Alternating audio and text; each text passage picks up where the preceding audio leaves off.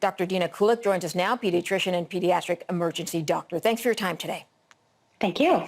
Let's talk about flu vaccinations. First of all, when should people start thinking about getting themselves or their children vaccinated?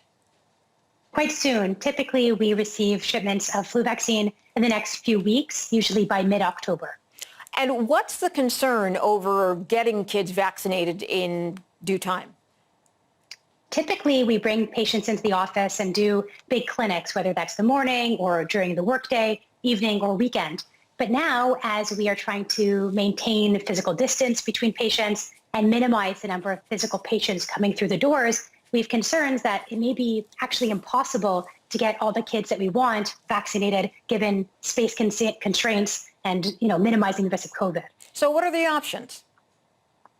What we're hoping is that we can get together as a Ontario pediatric body, including family doctors as well, and work with government agencies and public health and make a plan that will get the most number of kids and families vaccinated, ideally in a way that minimizes contact to other people and gets so done in an accessible and timely manner.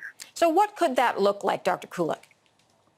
And there's a few different strategies. Some people talk about having them given in school settings, but recognizing not all kids are in school, having outdoor vaccine provision, so having big tents out, for example, recognizing that as it gets colder outside, that might be more challenging, but we could heat tents outdoors. It could be a drive-by kind of strategy like we're doing for COVID testing, where a family will drive up, receive the flu vaccines, and drive off. Again, maximizing the space between people and ideally outdoors, as we know that COVID spreads less easily outdoors than it does indoors. Has this been pitched at all to the Ontario government yet? And do you see any other comparable plans across the country yet?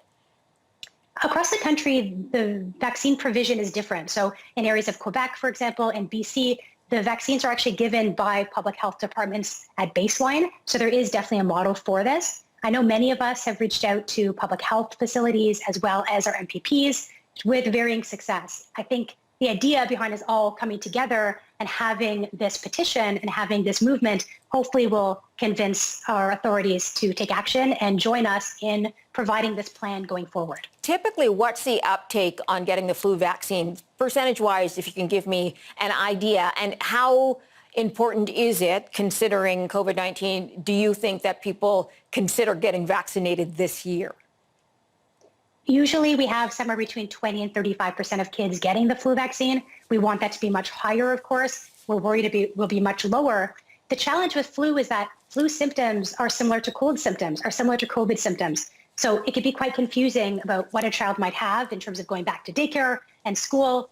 And there's a lot of concern that flu and COVID together can pose a much serious risk to kids and adults, potentially increasing hospitalization rates and significant illness. So we want to maintain low COVID numbers and low flu numbers. Got it. Dr. Dina, appreciate your time. Thank you so much for stopping by. Thank you. Be well.